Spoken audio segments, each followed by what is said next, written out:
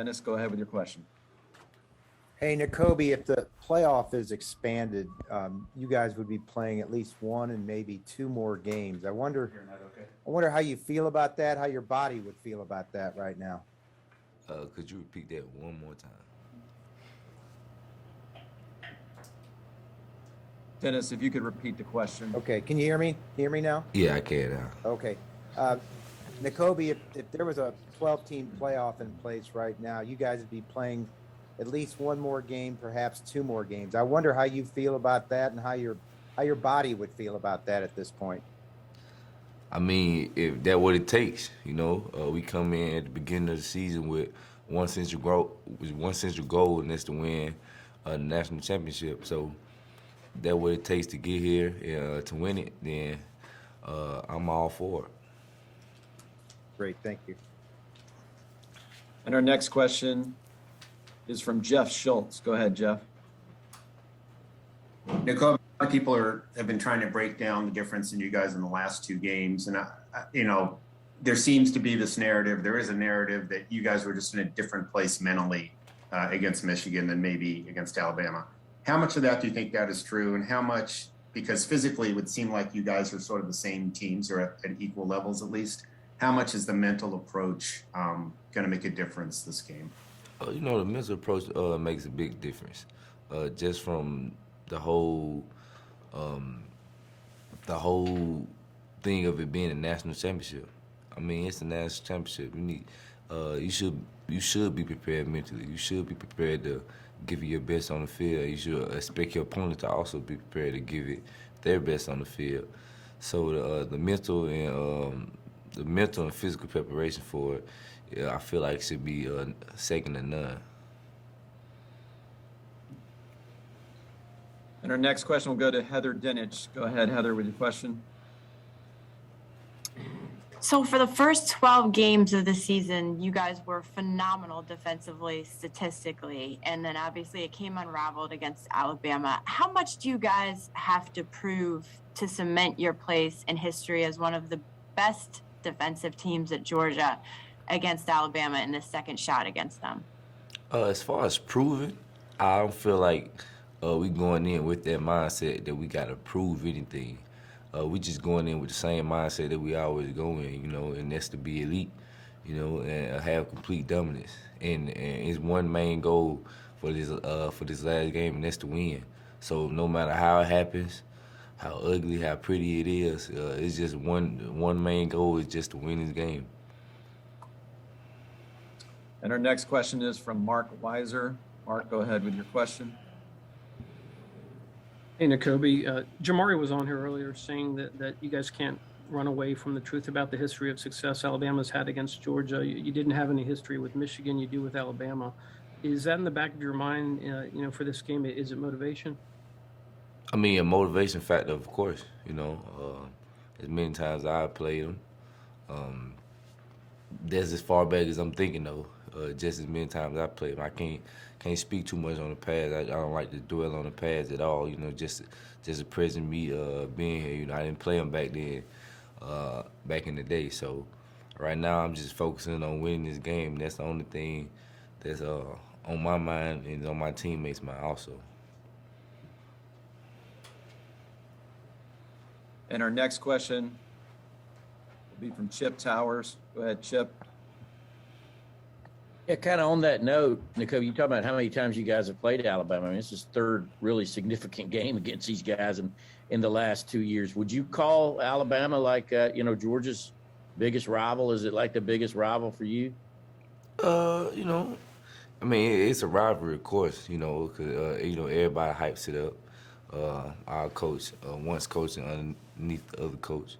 So, yeah, everybody hypes it up. Of course, it's a big rival, and it's an SEC game. But as far as this game, it's the national championship. It's a national championship that I feel like everybody should be prepared to play at their best level, at their highest clip. And like I said before, the only thing that we focus on is winning. No matter how we get it done, we just got to get it done. And our next question is from Palmer Toms. Go ahead, Palmer. This is Connor.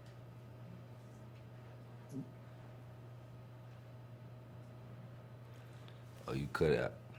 Yeah, sorry about that. Why do you think the first time you guys played, Bryce Young had so much success against your defense? They did a lot of things good. They was able to execute in places that we weren't. He was able to extend plays. We had 0 sacks that game, which was very uncharacteristic of us. So they was able to execute at a higher level than we were that day. And our next question is from Georgia Chambers. Go ahead, Georgia. Hey, Nakobe. When Coach Smart refused the Gatorade bath, what tone did this set for the team in practice and preparation going into this week, this rematch against Alabama? I feel like Coach Smart's mindset is kind of reciprocated in a lot of the older guys as far as, we won the game last week, but, it means nothing if we don't get the job done. That's exactly how I feel also.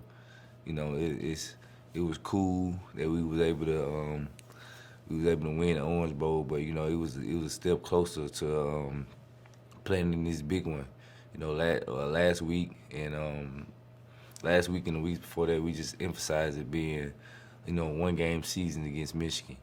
1 game season because you lose, you go home. You win, you get more time together.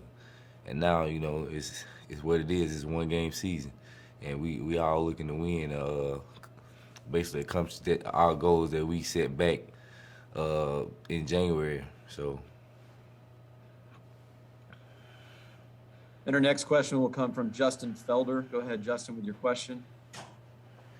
What's up, Nakobe? Looking back at your recruiting class and guys like Nolan and Trayvon, what do you remember about the first time you talked to those guys about how good your group can be? I mean, was it at a camp or an All-Star game or just over DMs or whatever? What do you remember about that conversation and had it talking with those guys those days?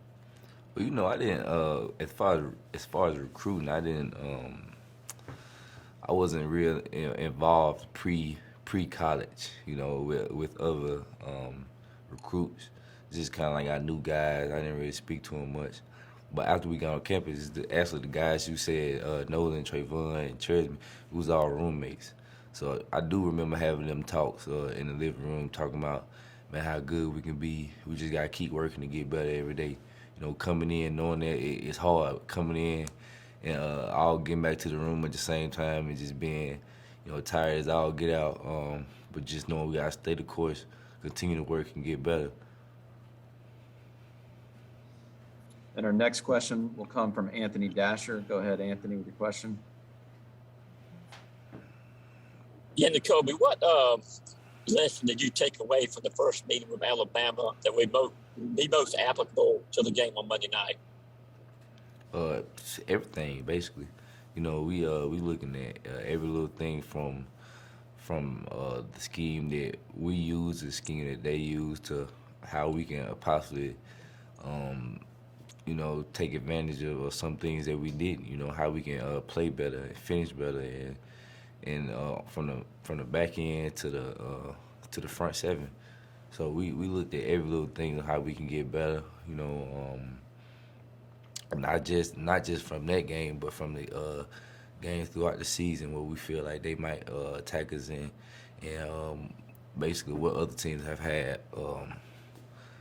success in going throughout the season. So we looked at every little thing. We trying to leave every stone turned. So.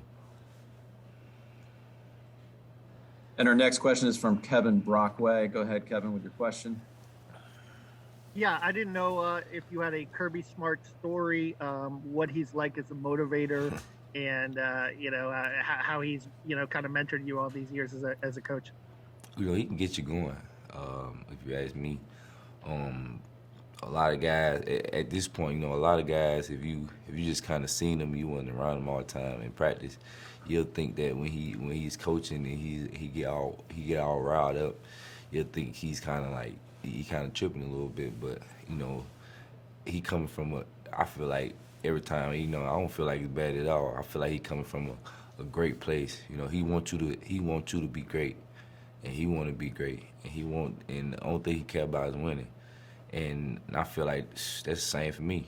If we can, the only thing he care about is winning this game. So whatever we got to do to win this game, coach, I'm gonna do it for you.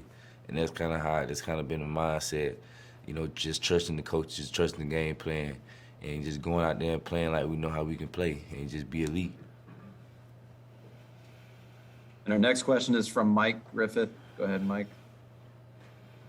Hey, Nakobe, for all the film study that you guys have done, how much is there to be said for actually playing against Bryce Young in terms of his quickness, agility? Is it kind of a deal where now once you've seen it, you have a better idea of how quick and elusive he is? And is he the most elusive guy in the pocket you faced, would you say, a quarterback? I mean, yeah, we can face some pretty elusive guys. I feel like he's one of the best ones as far as sitting in that pocket and staying calm. I feel like he does that, better than anybody. His ability to just sit there and be calm and being able to extend plays and make plays. His ability to do that. Also, just makes it a little just tougher for the front seven to get their rest. So we kind of been working on that and basically trying to make it a different outcome than last time, where we had no sacks. Very uncharacteristic for us. And our next question will be from Alan Cole. Alan, go ahead with your question. Hey, Nakobe. You mentioned preparation earlier in this, and I was wondering, how is preparing for a team you've already seen this year different than maybe a normal week of game prep, like in the regular season for a team you know you're only going to see once? Is there anything different that goes into a rematch? It's not too much different. Just we able to watch the game that we played before. We able to see like what their game plan was against us, and what our game plan was against us, and how they may adjust, and how we can adjust.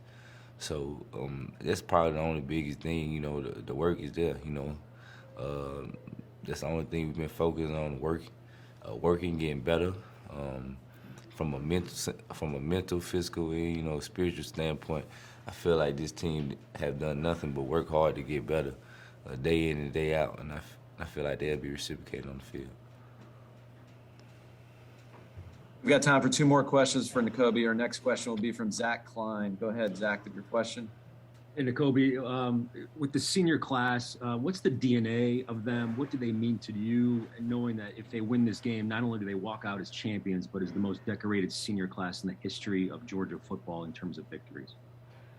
Yeah, they mean a lot to me.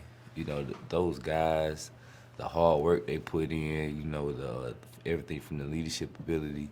They've been here as long as I've been here, longer, of course. But they just exemplify Georgia football and everything it stands on. So to be able to finish this one out with this group of guys, I wouldn't want it to be with any other group. So I love them boys, and that's who we'll be playing for. Well, we'll be playing for our brothers and alongside everybody. So, but the seniors definitely. And our last question will come from Joe Will. Go ahead, Joe, with your question. Nakobe, how do you balance being a 4.0 student and an All-American player at the same time?